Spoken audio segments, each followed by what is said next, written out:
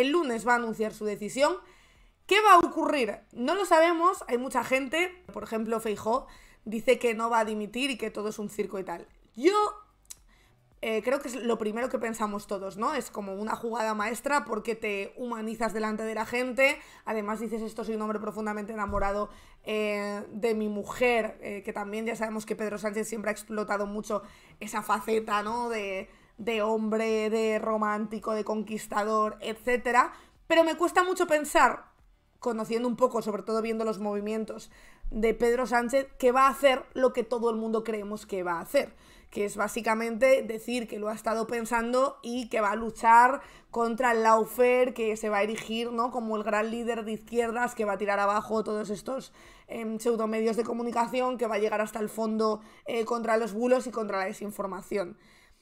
Pero me parece raro que eso que todos y todas pensamos sea lo mismo que va a hacer, con lo cual hay muchas puertas abiertas, hay muchas opciones y de hecho hoy se recoge también en varios artículos qué puede pasar, ¿no? ¿Qué pasa si dimite, por ejemplo, Pedro Sánchez? ¿Cuáles son las opciones que se abren? Y esto también lo vamos a repasar aquí para también saber qué nos espera después de la rueda de prensa del lunes. La Constitución, dicen en El País, recoge 3 posibles opciones a las que puede adoptar el presidente del gobierno: dimitir, someterse a una cuestión de confianza y salir más reforzado, o convocar elecciones. Lo cuentan aquí Javier Casqueiro y José Manuel Abad. El presidente del gobierno anunció por carta esta reflexión sobre su futuro tras la dimisión. El artículo 101 fija qué ocurre si el presidente renuncia. 1. El gobierno cesa tras la celebración de elecciones generales en los casos de pérdida de confianza parlamentaria previstos en la Constitución o por dimisión o fallecimiento de su presidente. 2. El gobierno cesante continuará en funciones hasta la toma de posesión del nuevo gobierno. De esto hay un precedente en democracia, ya pasó con la dimisión de Adolfo Suárez en 1981. Siguiente, la cuestión de confianza. En el artículo 112 se especifica la posibilidad de tramitar una cuestión de confianza, iniciativa del jefe del Ejecutivo. El presidente del Gobierno, previa deliberación del Consejo de Ministros, puede plantear ante el Congreso de los Diputados la cuestión de confianza sobre su programa o sobre una declaración de política general. La confianza se entenderá otorgada cuando vote a favor de la misma la mayoría simple de los diputados. De hecho, hoy ya han salido algunos, por ejemplo, Esquerra Republicana ya ha salido a decir que ellos apoyarían una moción de confianza de Pedro Sánchez. Hay precedentes, Adolfo Suárez y Felipe González se sometieron a ella, Suárez en el 80 para conseguir respaldo a un duro plan de austeridad democrática y desarrollar el estado de las autonomías, salió respaldado por 168 a favor y 164 en contra. En 1990, González, a pesar de contar con mayoría absoluta, la planteó para renovar la política económica, siguiendo exigencias del contexto europeo, impulsar la política exterior y avanzar en el desarrollo de las comunidades autónomas. En el artículo 114 se especifica que si el Congreso niega su confianza al gobierno, este presentará su dimisión al rey, procediéndose a continuación a la designación de presidente del gobierno, siguiendo las pautas que fija el artículo 99. El reglamento del Congreso establece que el debate de una cuestión de confianza sigue las mismas normas que el debate de investidura. La cuestión de confianza se diferencia de una moción de censura porque la primera es una iniciativa del presidente del gobierno y la segunda, que ya lo vimos aquí con Mariano Rajoy, es una iniciativa del Parlamento para forzar la salida de un ejecutivo. A partir de aquí, ¿cuándo se convocarían elecciones? En el artículo 115 se precisa cuándo se pueden volver a convocar elecciones. En el apartado primero se señala que el presidente del gobierno, previa deliberación del Consejo y bajo su exclusiva responsabilidad, podrá proponer la disolución del Congreso, del Senado o de las Cortes Generales, que será decretada por el rey. El decreto de disolución fijará la fecha de las elecciones. En el punto segundo de ese artículo se especifica que la propuesta de disolución no podrá presentarse cuando esté en trámite una moción de censura y finalmente determina que no procederá a una nueva disolución antes de que transcurra un año desde la anterior, o sea que salvo lo dispuesto en el artículo 99, apartado 5. Pedro Sánchez disolvió las Cortes y convocó elecciones el 29 de mayo de 2023 tras el mal resultado del PSOE en las locales y autonómicas, con lo cual tendría que pasar ese periodo de tiempo hasta que se pudieran convocar esas elecciones, o sea que nos veríamos probablemente muy de nuevo, creo que hablaban del 21 de julio como primera fecha lógica para convocar esas elecciones, así que todo esto es lo que se está sopesando y lo que se está valorando. De hecho, para que veamos, ¿no?, cómo funciona y cómo funcionan esta gente, cómo funciona esa máquina del fango de la que hablaba Pedro Sánchez, hoy hemos tenido un ejemplo muy claro en Televisión Española cuando iba Esther Muñoz a ser entrevistada, que es una de las vicesecretarias del Partido Popular, que ayer le dedicó unas palabras muy duras a Pedro Sánchez hablando precisamente de presuntos, bueno, es que ni presuntos, porque luego lees las noticias y no hay ninguna consistencia de ningún tipo, de esos bulos esparcidos por estos pseudomedios de comunicación. Y fijaos cómo responde Silvia Inchaurrondo y cómo responde también esta vicesecretaria del Partido Popular, que básicamente no sabe pues dónde meterse. Que ayer acusó desde el Congreso de los Diputados, en sede parlamentaria, al suegro y al hermano del presidente del gobierno. Y nos gustaría saber con qué pruebas lo ha hecho, ha lanzado esa acusación, y cuándo van a presentar ustedes la denuncia. Yo ayer no acusé absolutamente a nadie de nada y desde luego de ningún delito y por tanto no hay ninguna denuncia que presentar. Es que yo no he acusado absolutamente de nada a nadie, yo he dicho cosas que están publicadas en los medios. Señora Muñoz, le voy a recordar lo que usted misma dijo. ¿En qué medios? En los medios que vosotros mismos financiáis precisamente para que esparzan toda esa mierda y vosotros luego poder tener de qué hablar en las sesiones de Señora control. Muñoz, le voy a recordar lo que usted misma dijo ayer en sede parlamentaria. Es una declaración literal. A su suegro, que se enriquece con esas saunas que todos conocemos, a su padre, que se enriquece con fondos de Next Generation, a su hermano, que se muda a Portugal para no pagar impuestos, y escándalos en torno a su mujer. Pruebas sobre estas informaciones o acusaciones que usted lanzó en sede parlamentaria es lo que yo le pedía. Pruebas o al menos que recurran Señora Inchaurrondo, a la justicia. no son acusaciones. Si ustedes... No son acusaciones. Hombre, no son su padre, que se enriquece con fondos de... No son acusaciones. Yo me he hecho referencia a cuestiones que conoce todo el mundo y que están publicados. Es que es acojonante, claro, es la máquina del fango, pero es la máquina del fango perfecta por lo que os digo, porque tú no tienes ninguna responsabilidad, lo publica algo que tú llamas medio de comunicación, que yo en mi caso no lo llamo medio de comunicación porque solo existe gracias a vuestro dinero público, no existe por otra cosa, y entonces tú afirmas en sede parlamentaria que su cuñado se ha enriquecido, su primo, su mujer, a lo mejor no es ni su mujer, ni tiene cuñado, ni tiene primo, pero ¿qué más da si ha salido publicado? ¿Qué más da, verdad? Si te puedes basar en una fuente, como tú no vas a tener ningún tipo de responsabilidad legal por soltar esa serie de barbaridades y de mentiras en sede parlamentaria, pues te sale redonda la jugada. Decís por aquí también, blog de fake news, Xavier Lapitz los definió perfectamente, totalmente de acuerdo. Es acojonante y además aprovechan también para mentir.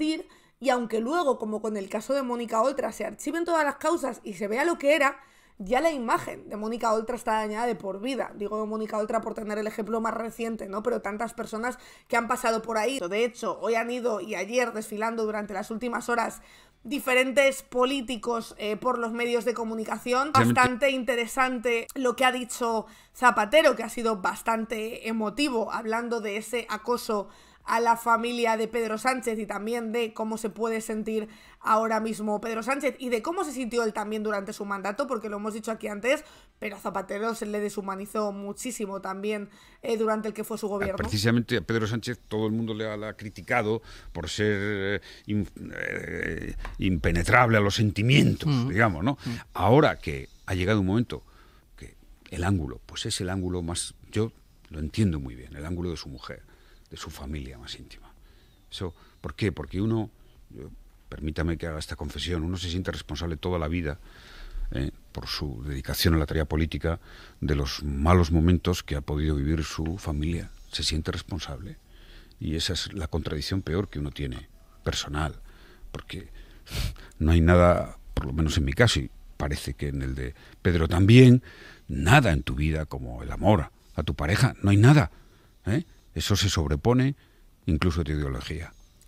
Decía también Zapatero, por cierto, hoy en la cadena SER con Àngels Barceló, que todos los presidentes, o por lo menos los que él conocía, y también él mismo, en algún momento habían tenido ese periodo de reflexión, pero no lo habían hecho público. Y ponía también un poco pues sobre la mesa el cambio que suponía que se abriera así Pedro Sánchez y lo hiciera públicamente. Ojo, que esto también, por supuesto, le beneficia bastante. Yo creo a Pedro Sánchez lo humaniza y lo acerca también a la ciudadanía.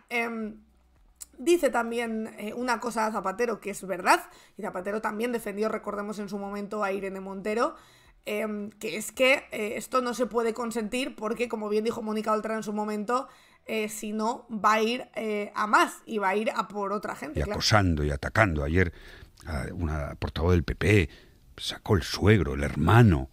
¿Pero esto qué es? No lo vamos a consentir. No lo vamos a consentir.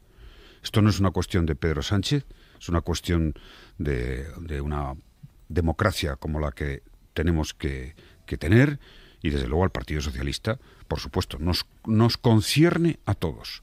Y la parte buena dentro del shock que tenemos es que Pedro Sánchez haya hecho su reflexión pública. Decíais que si puede suponer un cambio. Hombre, desde luego es un giro, desde luego es llamativo que un presidente del gobierno pare su actividad como presidente del gobierno, pare el país, ¿no? Como quien dice, para denunciar el lawfare. O sea, ya que haya parado, me parece la mayor denuncia probablemente al lawfare que hemos tenido, pues por responsabilidad del cargo que ocupa. Pero no os creáis que, por supuesto, este parón ha hecho reflexionar a los líderes de la derecha, que siguen RQR y poco más. Le falta que decir que es un maricón y que debería ser menos flojo. Es básicamente lo que han dicho, pero con otras palabras. El presidente, el partido, su entorno, el gobierno, tiene un problema judicial y está intentando trasladar a los partidos políticos la responsabilidad de hacer una oposición, desde luego desde el Partido Popular, en mi opinión, absolutamente sensata, y intentando, insisto, primero, victimizarse de un contubernio de la oposición y de los medios de comunicación. Segundo, decir que esto es un problema político cuando es un problema judicial.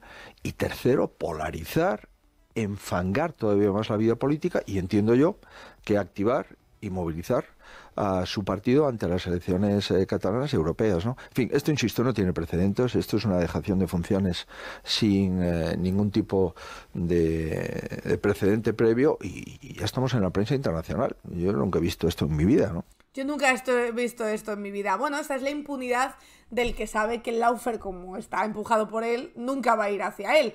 O sí, porque os digo una cosa, esto es bastante peligroso. Y es que, evidentemente, si el lawfare no se para, yo no estaría tan segura de que la izquierda entonces no adoptara la misma estrategia y empezara a ir a por líderes de la derecha. Por lo cual, creo que lo mejor para toda la ciudadanía, y en especial para los que se dedican a la política, porque ¿quién se va a dedicar a la política si sabes que va a ir a por ti una pata mediática, una pata judicial y una pata política? Pues sinceramente, probablemente Peña, o que no tiene nada que perder, que tiene muchísimo por ahí que ganar, o que dice, me da igual esto, yo voy a llevármelo crudo. Con lo cual, si queremos una clase política que se pueda dedicar a la política y que sea, pues, buena persona, que tenga empatía y que tenga, yo que sé, un mínimo de comprensión, deberíamos todos y todas estar en esto de controlar el lawfare, o de eliminarlo, o de buscar sistemas que puedan ayudar a que esto no vuelva a ocurrir. Decís por aquí también, el sistema se resquebraja si no gobierna el PP. El CGPJ ahí sigue sin renovarse totalmente. Bueno, esa es una de las bazas con las que juega siempre la derecha. Decís también por aquí, ¿sabe que la primera pregunta que se va a hacer a quien se reúna con este es por qué se reúne con compinarcos? Es impresionante, y yo creo que el PP piensa que no le va a afectar, y creo que todo lo contrario. Creo que si no se consigue controlar el lawfare, es cuestión de tiempo que desde la izquierda se haga lo mismo para con la derecha. Y esto no nos llevaría a un escenario mejor, por mucho que fuera como una venganza. Nos llevaría a un escenario mucho peor, políticamente y socialmente hablando. Voy a ver si ha pasado algo más, que ya sabéis que estamos hoy aquí en medio de toda la información. De momento no, lo último que sabemos, como hemos dicho antes, es que la Fiscalía ha pedido el archivo de la denuncia de Manos Limpias contra Begoña Gómez. Y de hecho, ha habido, como os digo, diferentes reacciones de diferentes personas del mundo de la política. Por ejemplo, Irene Montero ha puesto un tuit hoy sobre el tema pertinente, ¿verdad? Decía Irene Montero hoy, mi cariño al presidente Sánchez, sabemos bien lo que están pasando y que es importante no estar solo. Tuvimos que pararles los pies mucho antes. La guerra judicial y mediática fue antes contra su vicepresidente, Vicky Rosell, contra Isa Serra, contra Podemos o contra la ley del solo sí es sí.